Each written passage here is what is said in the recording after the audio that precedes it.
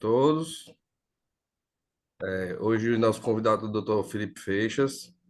A gente programou dele falar um pouquinho sobre restrição de crescimento intrauterino.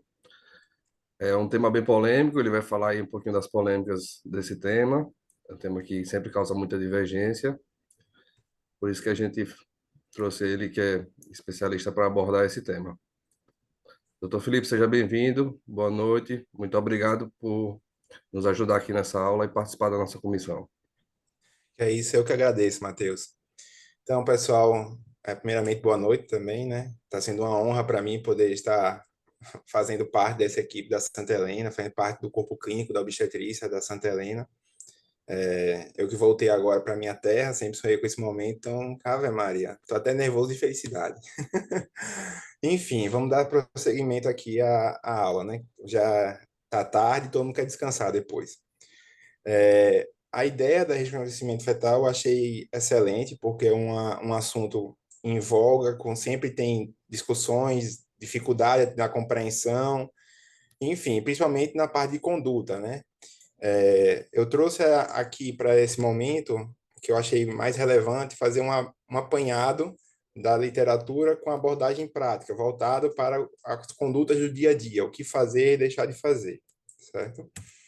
Inicialmente, virei me apresentar, sou Felipe Feixe, sou médico formado pela Unifesp, sou ginecologista obstetra pela Maternidade Cachoeirinha, em São Paulo, sou especialista em ultrassom pela CETES de São Paulo, também sou pós-graduado em ginecologia, ultrassom ginecológico avançado e endometriose pela CETES de São Paulo. Irei iniciar agora a aula falando, definindo, né, começando do básico, a definição. A definição de restrição de crescimento fetal é o seguinte, é o paciente que tem a incapacidade de atingir o seu potencial de crescimento, né, o feto que não consegue atingir a tamanho que ele deveria, por uma causa de um fator patológico, né? Fator patológico esse que o mais relevante, o mais preponderante é uma disfunção placentária. Clinicamente, o que é que a gente vai ver nesse bebê? Vai ver que ele está tendo uma queda dos seus percentis de tamanho de acordo com o avançar da gestação, tá certo? Trouxe para aqui também a definição do PIG, porque o PIG é um diagnóstico diferencial com restrição de crescimento que gera muita confusão também. Então, o PIG seria o quê? É um feto pequeno para sua idade gestacional, só que ele é constitucionalmente pequeno, estruturalmente normal, super saudável e o Doppler dele é super normal. Com relação aos tipos de restrição de crescimento fetal, a gente vai dividir em precoce e tardio, sendo precoce aquele que é feito diagnóstico abaixo de 32 semanas e o tardio após 32 semanas, certo? O desafio clínico que a gente encontra no precoce seria com relação à conduta. Por quê? Você fica naquela entre a cruz e a espada de fazer um parto onde vai ser prematuro e tem todas as mazelas do prematuro, ou manter o bebê, submeter ele à situação da patologia de restrição ao crescimento e todas as suas possíveis consequências, né? Já no tardio, é fazer o diagnóstico. O diagnóstico que é a situação até hoje ainda difícil de ser realizada. Com relação à prevalência, a precoce é o mais comum, 30%, desculpa, perdão, ela é menos comum, é em torno de 30%. A tardia, que é a mais comum, em torno de 70%, certo? Com relação aos achados ultrassonográficos, nós temos que o precoce ele é muito pequeno, o bebê é todo restrito, muito pequeno. Já no tardio, ele não necessariamente vai ser muito pequeno, ele pode ter um peso, vai ter um peso menor, mas não necessariamente ele é muito pequeno. Os achados do Doppler vão ser mais ricos no precoce. A gente vai ter alterações na artéria umbilical, pode ter alteração na cerebral média e no ducto venoso. Já o que a gente encontra no tardio é a redistribuição sanguínea cerebral, certo? Com relação aos achados do perfil biofísico fetal, eles podem estar anormal ou não. O ruim de fazer o perfil biofísico fetal na situação de tardio é que geralmente ele altera quando está muito próximo já do óbito do feto, tá bom? Com relação às síndromes hipertensivas, as patologias hipertensivas da gestação, a restrição precoce ele tem um íntimo contato com isso, é muito frequente. Já na tardia é infrequente. Com relação aos achados histopatológicos da placenta, nós vemos que na precoce nós temos uma implantação da placenta ruim, com anormalidade nas artérias espiraladas e uma perfusão vascular materna ruim. Já os achados no tardio são inespecíficos. Principalmente o que vai ser encontrado vai ser a ideia de uma difusão alterada. Com relação à mortalidade perinatal, no precoce ela é alta, já na tardia ela é mais baixa. Com relação às alterações hemodinâmicas cardiovasculares maternas, nós temos que no precoce ele tem um baixo débito cardíaco com alta resistência vascular materna, periférica. Já na tardia, os achados cardiovasculares são menos intensos e importantes também.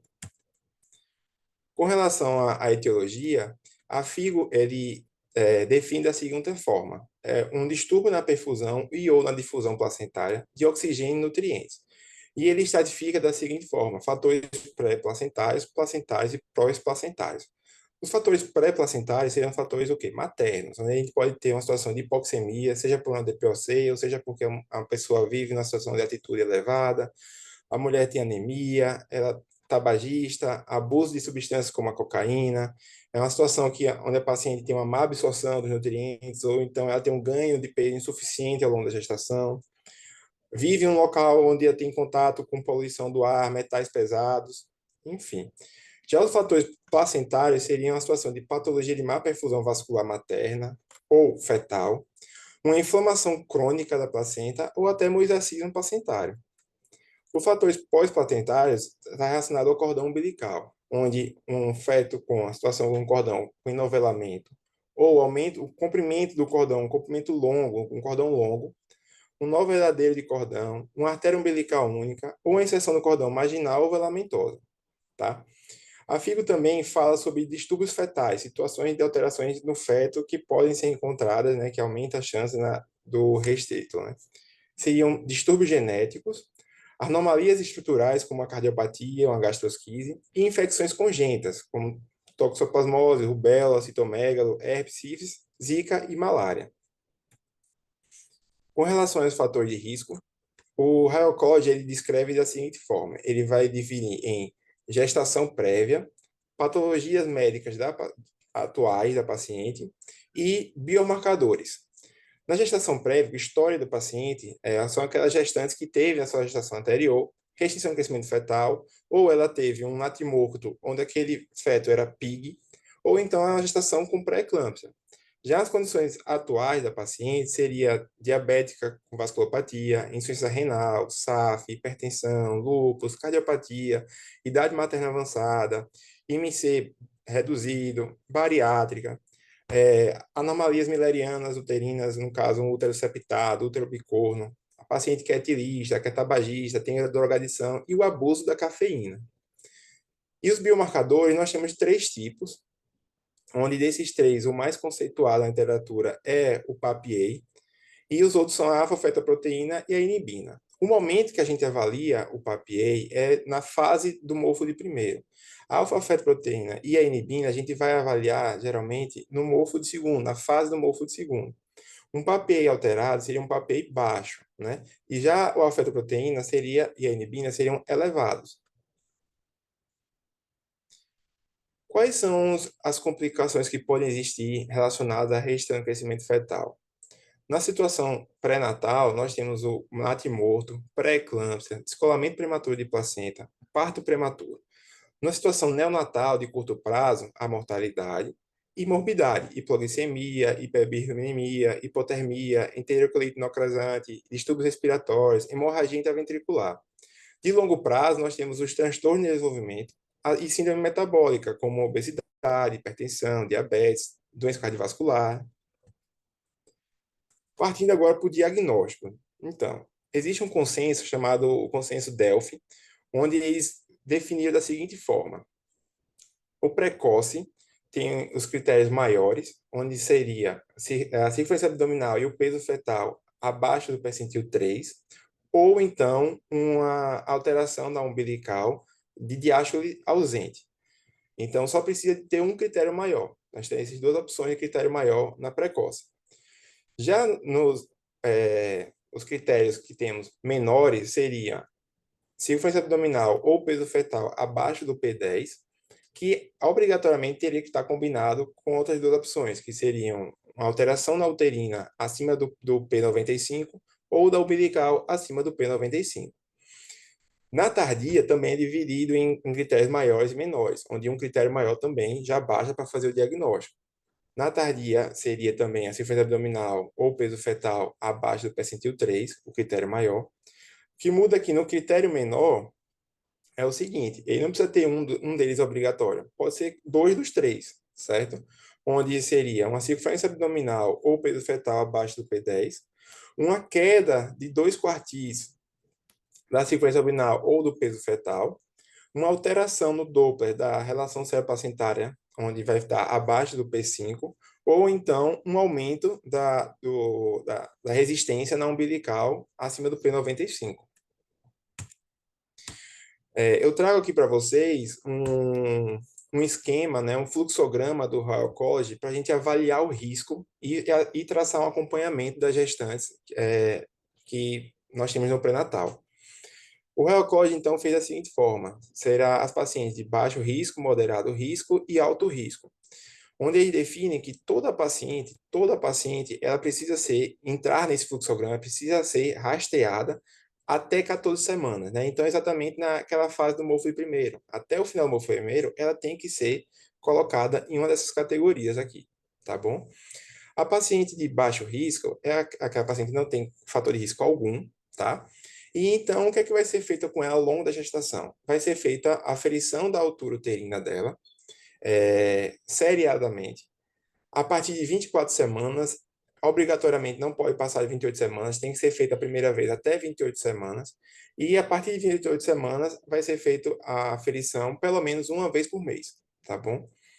Aquela paciente que se encaixa na situação de moderado risco, o que é que vai ser feito nela? A altura uterina pode até ser feita, mas o que é preponderante é fazer um ultrassom.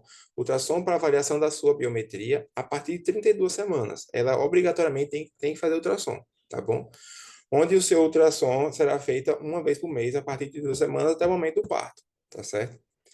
Já aquelas pacientes de alto risco, além de fazer uma avaliação mais rigorosa através do ultrassom, ela também, obrigatoriamente, na época do morfo de segundo, vai ter que ser feita uma avaliação da sua artéria uterina, para poder melhor colocar ela dentro do fluxograma e seguir da melhor forma, tá bom?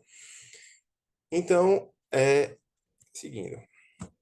Como eu já falei, todas as mulheres têm que ser avaliadas até 14 semanas e a sua avaliação do risco tem que ser atualizada ali no morfo de segundo trimestre novamente, tá? As pacientes com baixo risco, como eu falei também, vai ser aferida a sua altura uterina a partir de 24 até 28 semanas pela primeira vez, com intervalo de 2 a 4 semanas. É importante, isso aqui é importante, pessoal. Aquelas pacientes onde a gente vê que a chance de alteração na ferição da artéria, desculpa, da altura uterina existe, por exemplo, por questão de obesidade, ou porque a paciente tem grandes miomas, ou porque é uma gestação polidrâmio, então ela ganha acesso direto a fazer ultrassom seriado. Aquelas pacientes que são categorizadas como de alto risco, ela tem que iniciar o AS, certo? Lembrando que o AS de 150 miligramas é um comprimido à noite que tem que ser feito a partir de 12 semanas e não podemos deixar passar de 16 semanas, porque a gente já tem as evidências que passou 16 semanas, perdeu o time, não vai fazer mais efeito. E a gente interrompe com 36 semanas, tá bom? O Doppler da artéria uterina também tem que ser feito entre 18 e 24 semanas. Aquela paciente que é de alto risco, que tem uma artéria uterina normal, ela vai ganhar um ultrassom seriado a partir de 32 semanas, igual aquela paciente que é da moderado risco. Já aquela paciente que tem um alto risco, mais uma artéria uterina alterada, e ela vai fazer o quê? Vai ser um ultrassom seriado a partir de 24 semanas, com intervalo de 2 a 4 vezes, 4 semanas. Agora vamos partir para o manejo. O manejo do paciente PIG. Todo paciente que é PIG, ele tem que ser feito uma triagem sorológica nele. Tem que ser avaliado citomegalovírus, toxoplasmose. Por quê? Porque as patologias geradas, né, pelas infecções congênitas, tem uma prevalência de até 5% nas restrições de crescimento fetal. Então, se o feto já foi diagnosticado com PIG, ele pode estar num processo de evolução para restrição. Então, a gente tem que fazer nele uma avaliação de citomegalovírus e toxoplasmose, principalmente porque são os principais causadores, tá bom? A malária e a zika, o que a gente encontra na literatura é que a indicação é principalmente em regiões endêmicas ou quando o paciente retorna de um local endêmico e foi encontrado um feto PIG no ultrassom. Toda paciente PIG no pré-natal tem que ser avaliada a possibilidade de pré-eclâmpsia, uma aferição da pressão e a proteinúria, aferida também. Outra coisa interessante é que todo paciente PIG deve ser encaminhada para avaliação do fetólogo, né? Avaliação da medicina fetal, porque pode ser ali encontrado alguma alteração na formação, alguma neuploidia, que também aumenta o risco de ter uma restrição de crescimento fetal. Todo paciente PIG, ele vai ter, então, uma biometria e um Doppler quinzenal, e quando chegar aos 37 semanas, ele vai ganhar o quê? Uma cardiografia computadorizada e um ultrassom com Doppler semanal até o momento do parto. Lembrando que a indução do parto do feto PIG é a partir de 39 semanas e tem que ter o seu nascimento até 39 semanas e 6 dias. Agora vamos para o manejo na restrição de crescimento fetal. Todo restrito, independente de qual seja, ele vai ganhar uma biometria quinzenal e um Doppler da artéria umbilical semanal, tá? Aquela artéria umbilical onde foi detectada uma alteração crítica, o que seria uma alteração crítica? É quando ela tem um fluxo na diástole ausente ou reversa na umbilical. Então, assim, o que é que ele vai fazer? Vamos, a partir daí, fazer um Doppler com avaliação bem-estar fetal. O que seria isso? Seria uma cartografia computadorizada mais avaliação do ducto venoso, 2 a 3 vezes por semana.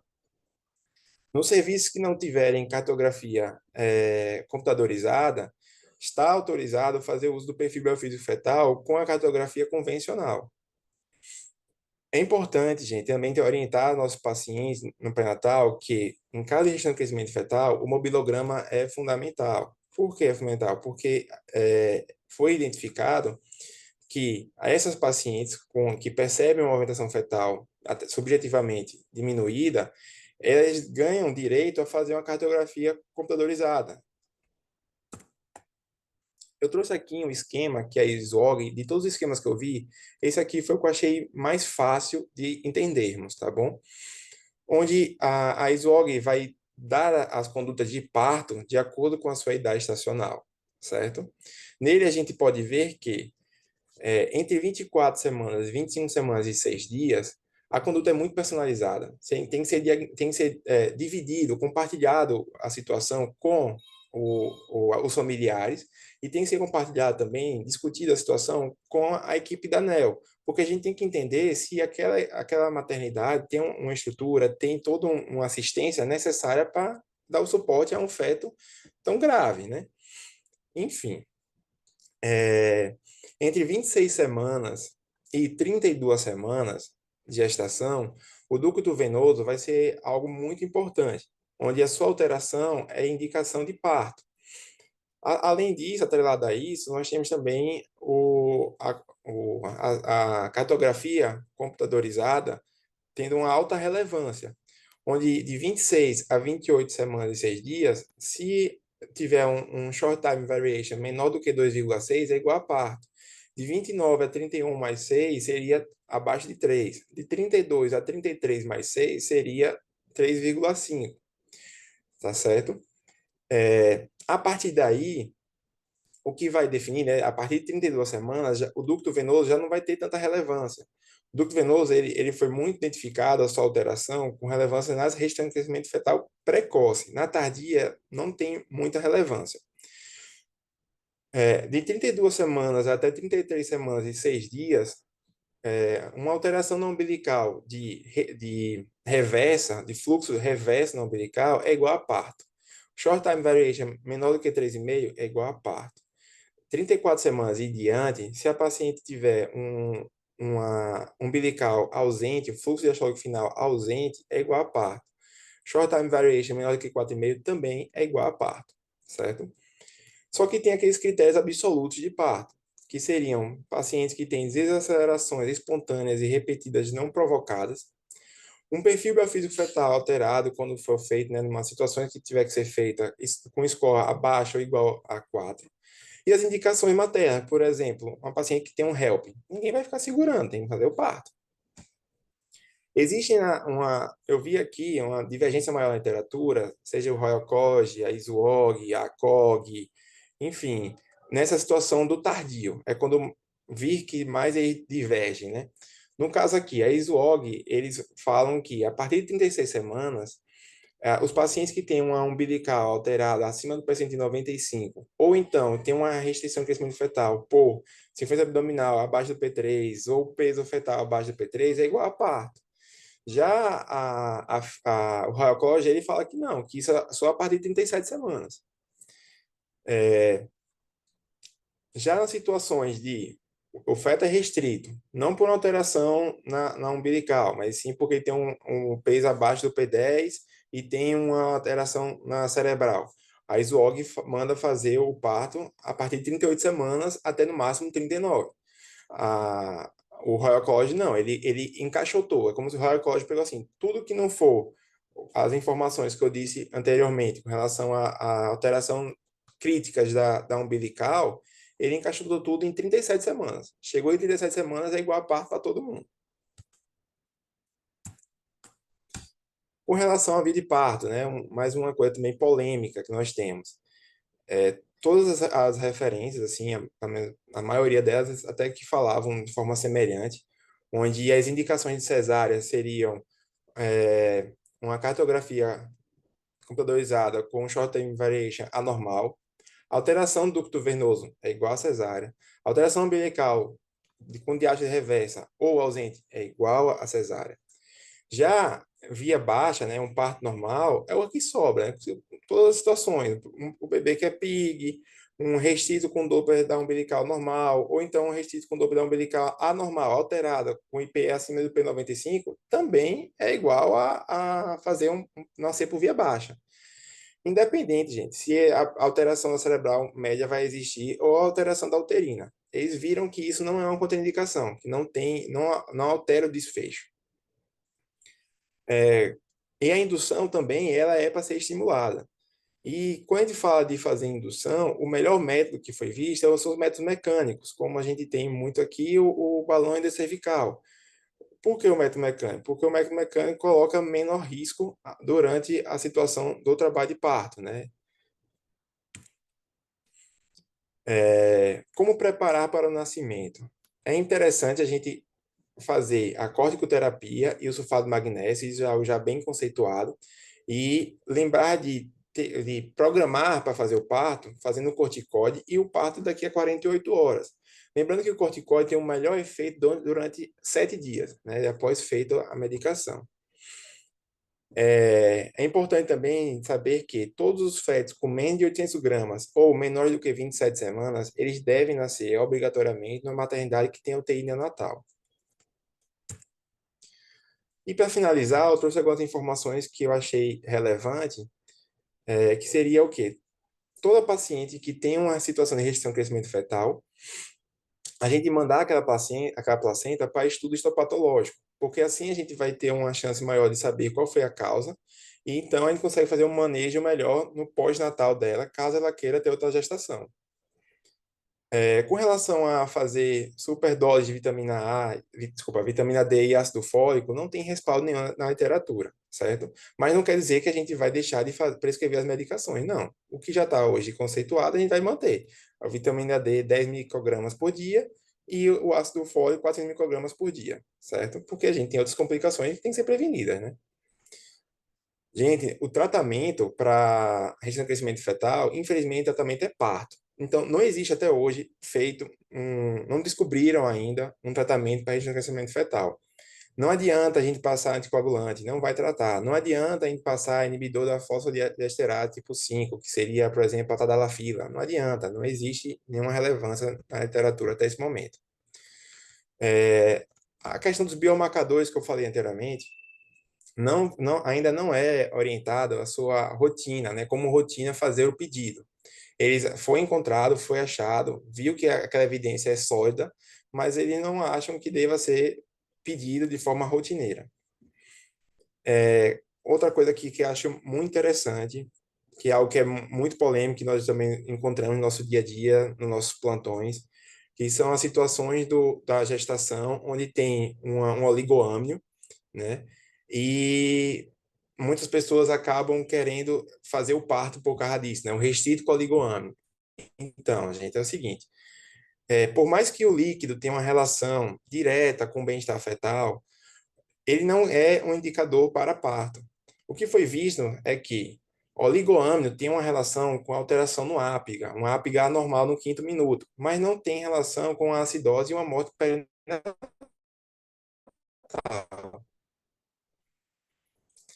Enfim, pessoal, acho que muitos terão dúvidas agora, eu estou aberto para as dúvidas no momento.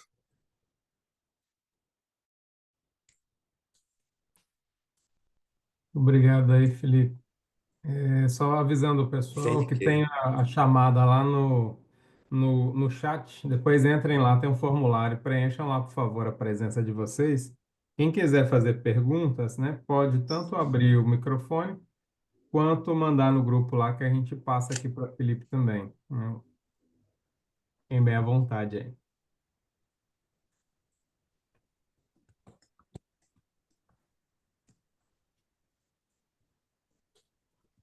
Enquanto o pessoal vai pensando aí, Felipe, deixa eu te perguntar uma Vai, coisa, assim, como leigo no assunto aí, pergunta. como pediatra. Eu fiquei na dúvida do seguinte: você comentou de alguns exames marcadores, né, como o PAPIE, alfa-feto, a inibina elevado e tal. É. E eu fiquei na dúvida do seguinte: isso tem uma aplicação real? As pessoas estão pedindo, você veio agora, né, de uma outra realidade aí do Olha, Sudeste, a as gente pessoas vê estão muito. Não, usando isso na aqui, prática aqui em ou passou Aracaju. assim? Então, aqui em Aracaju foi uma realidade que eu percebi que não se pede, e eu fui perguntar e me falaram que porque os laboratórios daqui não têm acesso.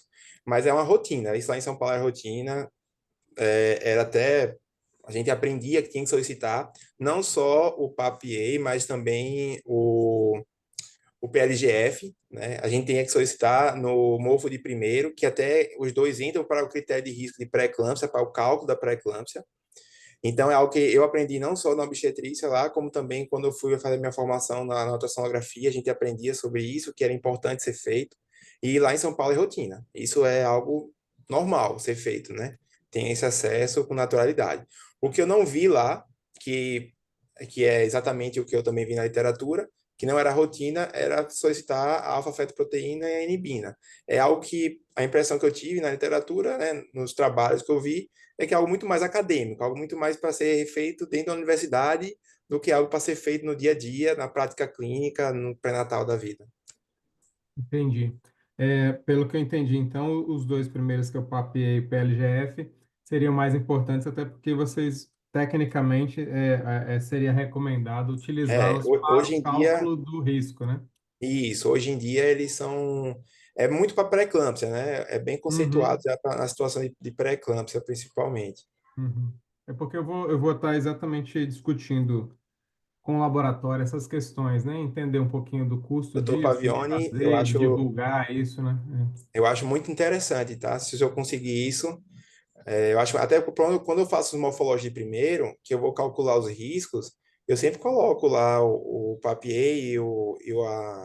a, a PGF, eu também coloco para poder entrar na conta, né? Excelente.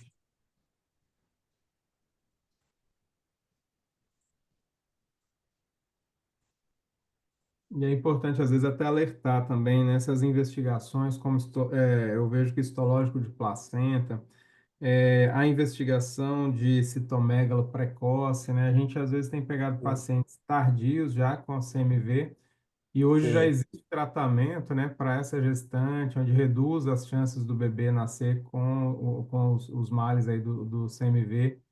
E a gente está sim, demorando muito para colocar isso na nossa prática real, né? De pedir ajuda para um infecto lá no início, né? De fazer esse acompanhamento e os bebês às vezes deixam de receber o tratamento no nosso protocolo institucional.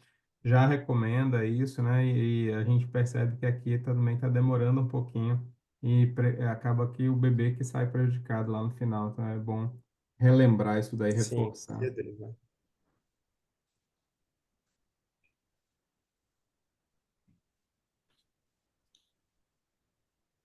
Matheus, alguma coisa quer passar? É, não temos mais dúvidas, não. Acho que ninguém se pronunciou.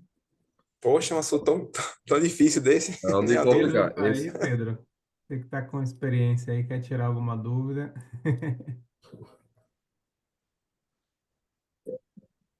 Boa noite. É, Muito bem-vindo posso? aí. Boa noite a todos. Posso falar? Claro, Pode. por favor, doutora França. Então, eu que faço, muito boa a revisão do colega, que todo dia a gente está aprendendo, revisando, né? Aprendendo e revisando. Mas eu acho assim que na prática clínica, o modelo importante mesmo do bebê, dos casos clínicos, são os que realmente têm restrição de crescimento, né? Que tem alteração. Então, o Doppler, a qualidade do ultrassonografista, a relação do obstetra com o ultrassonografista é fundamental, né? E muitas vezes o próprio ultrassonografista ajuda a gente dando uma dica, ó, diga à doutora França que daqui a 15 dias ou 21 dias a gente vai fazer de novo, ou às vezes os casos mais complexos até intervalos menores, né? Mas é porque tem muito bebê aí, como você falou, que é PIG, mas não tem restrição de crescimento, não tem Doppler alterado. Agora, quando a gente tem mesmo uma doença de base que vai alterar a dupla. Eu mesmo, já vários anos atrás, eu acompanhei uma paciente que ela tem lúpus, né? Lúpus, mas eu achei interessante que chegou um momento que a ultrassonografia já disse, France, agora você pode fazer o parto, porque senão a gente vai perder esse bebê. Aí eu lembro que ela foi para Santa Helena, na época com 32 semanas e parecia estar grávida, meu Deus, de 24 semanas, você olhando ela de longe, né? Tinha aquela restrição importante mesmo.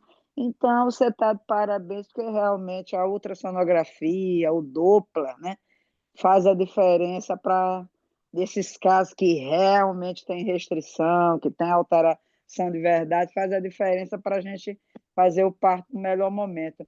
E essa história dos marcadores que você falou aí, muito importante, né? O protocolo NICE, lá do Reino Unido, valoriza muito, há muito tempo, principalmente para rastreamento de pré-eclâmpsia. Então, tudo isso é muito legal, mas eu digo você aí que, né, que está aí bem intencionado, mas independente de marcador, contexto clínico é fundamental. Anamnese, né, a gente vê quem é de risco para desenvolver pré-eclâmpsia, o passado obstétrico, né? Aqui em Aracaju a gente não tem acesso ainda aos marcadores, mas mesmo sem os marcadores a gente tem como fazer um bom pré-natal com a clínica, a anamnese, né?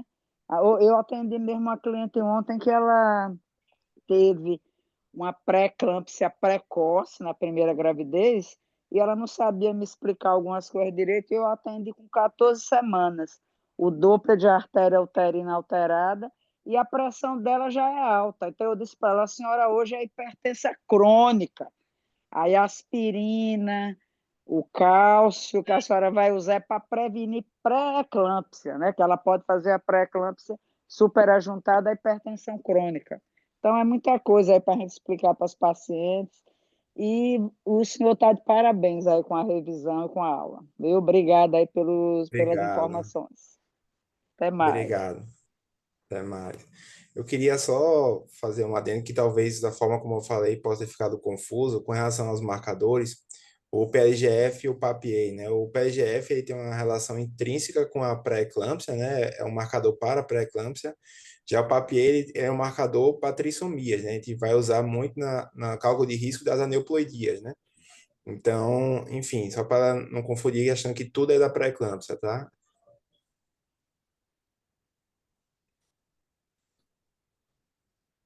Ótimo.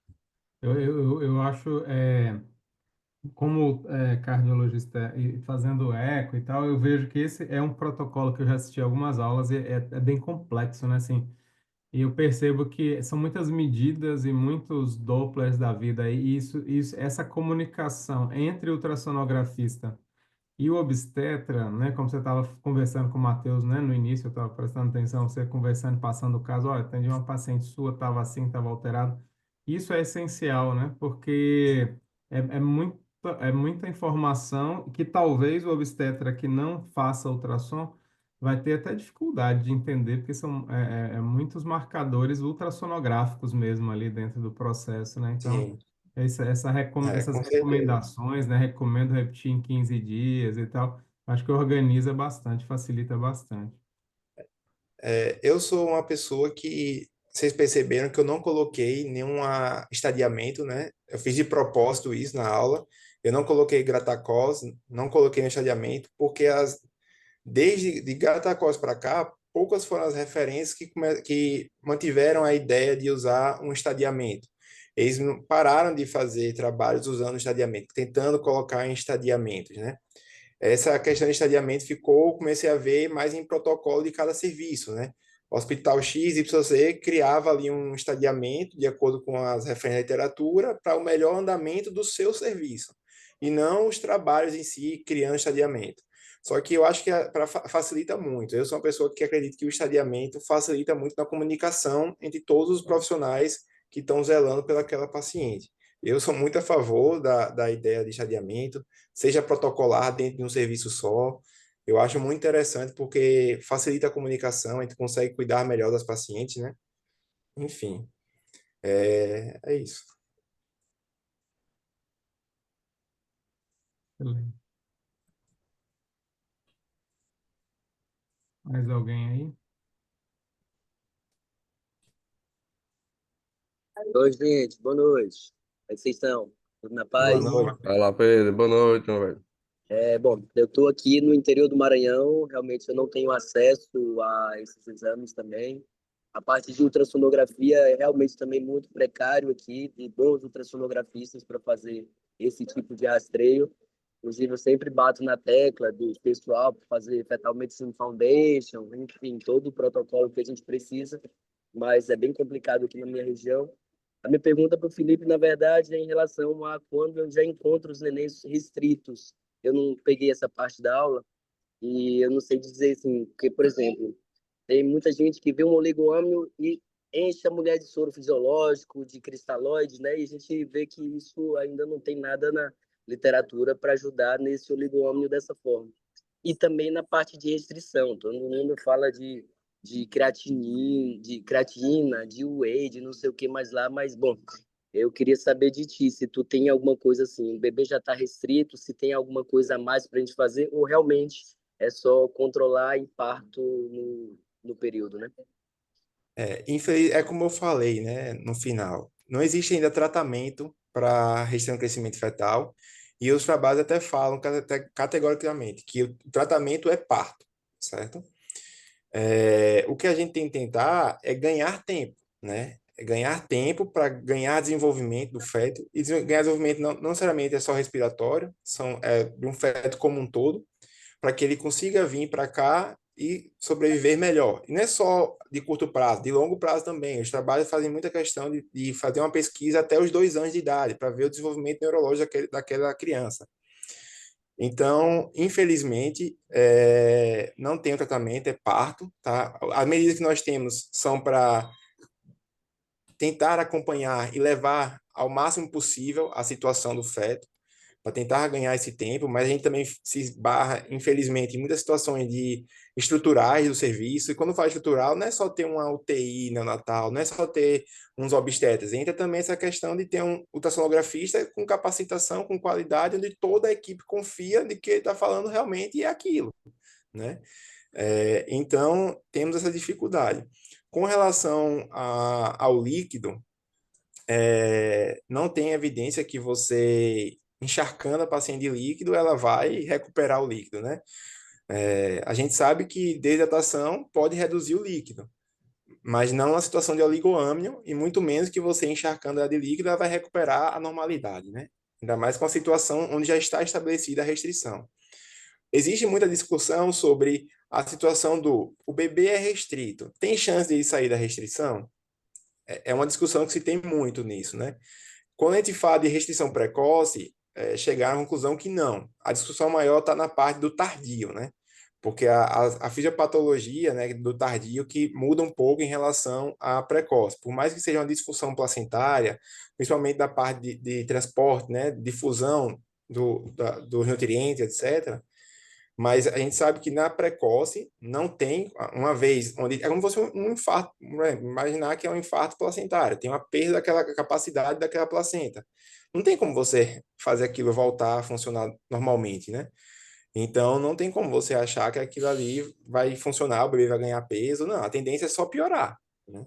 A discussão maior é na parte do tardio, por isso que eu falei que até da parte do diagnóstico, fazer a diagnóstico tardio torna-se mais difícil, né? Essa questão é tão complicada. Esses dias a gente estava discutindo com o Matheus, né, fazendo as visitas multi lá. A gente teve uma paciente com oligoâmnio né, o parto para acontecer, para não acontecer.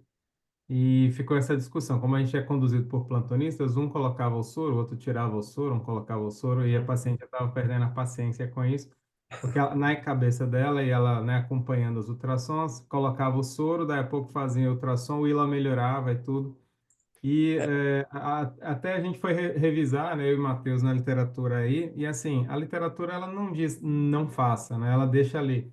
Pode ser que, né, em algumas situações pode funcionar, veja o que acontece. E a gente acabou até colocando os artigos lá para o grupo e falou assim, olha, vamos fazer o seguinte, para manter uma linha, vamos manter uma hidratação, não hiperidratação, mas vamos manter a hidratação. Realmente o ILA, né, foi melhorando e a gente conseguiu segurar, eu acho que quase um mês, né, Matheus, se eu não me engano, É mais. com a paciente lá com o ILA aumentando, aumentando e ficando bom e tudo. Pode ser que seja coincidência, outros motivos e tudo, mas foi um Eu negócio acho assim. que Eu acho que uma solução para esse problema seria a gente abolir o ILA, né? Porque, assim, eu que venho do ultrassom, isso para mim você vai ver, qualquer exame meu não vai ter ILA nunca. A não ser que o colega peça de forma categórica, eu quero que faça o ILA. Porque na minha formação, não só na obstetrícia, mas principalmente no ultrassom, todos os meus chefes era muito categórico com relação ao ILA. E você vai ver não só a ISOG, mas todos os outros materiais, o Royal College que eu trouxe aqui em 2024, a ISOG também, todos falam, gente, não é para usar o ILA, é para fazer maior bolsão, né? Então, se a gente não usar o ILA, talvez a paciente nunca nem tenha entrado na situação onde no ILA a gente chamaria de oligômeno severo. Talvez ela nem tivesse um severo, talvez fosse um líquido reduzido e por isso que fazendo uma hidratação nela surtiu efeito. Não sei. Perfeito, Por isso que perfeito. quando eu falei sobre não fazer a hiperidratação, não faria sentido, porque eu estou pensando no maior bolsão menor que 2, que é um oligoâmino no bebê que já está restrito. Não faz sentido Perfeito. você hidratar onde já tem uma patologia, onde tá diminuindo o suporte de nutrientes para o bebê, e você achar que vai aumentar o líquido se não está nem transmitindo os nutrientes. Não faz sentido eu achar que vai aumentar, né? Fisiopatologicamente não faz sentido. Né? Então, assim, uma coisa que eu acho que, até pela questão de melhor zelo das pacientes na Santa Helena ou dos pacientes de Sergipe, seria tentar diminuir o uso do ILA, que é o que é hoje em dia mais conceituado, e usar o maior bolsão, que é mais fidedigno à realidade da situação. Então, enfim, eu acho que é uma ideia que eu dou e que eu levo para minha vida, né? É usar o maior Excelente. bolsão e óbvio que também usando a parte subjetiva, né? Porque a gente também vê que a assertividade de um profissional treinado, onde ele bate o olho e a avaliação dele subjetiva, chega a ser até maior do que o maior bolsão, né? Mas na questão de quantitativo, né? Ter que fazer uma medida, a medição maior bolsão, ele é melhor do que o ILA. Perfeito. Ótima, ótima dica, hein? O ILA, né, só para aproveitando, ele tem uma relevância maior em situações de polidrâmino, tá? Aquele feto, aquela gestação onde o profissional achou que o líquido está aumentado, ele fazer o ILA, a chance de acerto é maior do que do maior bolsão. Mas ao contrário, no caso do oligoânio, o maior bolsão é mais assertivo do que o ILA.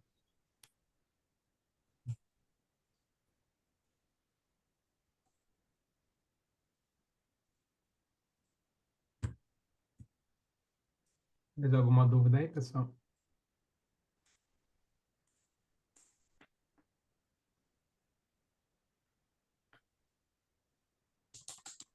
Não, né? Eu acho que em algum momento, algum trabalho vai ter que ver essa questão do short time variation, porque é muito difícil você ficar decorando isso, né? A cada 2 semanas tem uma mudança. Poxa, ninguém aqui é robô, não, para ficar decorando essa diferença de short time variation a cada 2 semanas. Isso, para mim, eu achei um saco. Hum. Bom, eu acho que a gente pode encerrar, né, Matheus? É, Queria te agradecer aí, Felipe, pela participação. Eu acho que foi muito bom, assim, eu não sou obstetra, mas consegui aproveitar muita coisa aí, né? Dentro da parte de gestão, a gente acaba lidando um pouquinho com os problemas e tudo. A gente tenta sempre melhorar alguma coisa, né, para a atuação lá do obstetra que está lá na ponta. Então, muito obrigado aí, né? Seu pai sempre foi parceiro aí da clínica, sempre esteve ajudando a gente aí. E a nossa parceria também já começou bem aí. Muito obrigado, viu?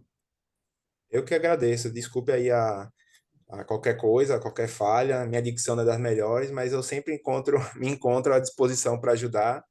Um dos meus maiores sonhos era voltar para casa e poder ajudar a saúde, né, das pessoas daqui da minha terra. Então, eu gosto muito dessa parte acadêmica, para mim é uma honra. muito bom, Felipe. Muito obrigado. De Valeu, registro. Agradecimento. Uma excelente aula, explicação maravilhosa desse tema aí, que vai ser polêmico para sempre, na verdade. com certeza. Qualquer É, coisa, é só mandar WhatsApp aí para gente discutir. pode deixar. Valeu, Felipe. Muito obrigado. Valeu, até mais. Boa noite a Até todos. mais, boa noite. Tchau, tchau.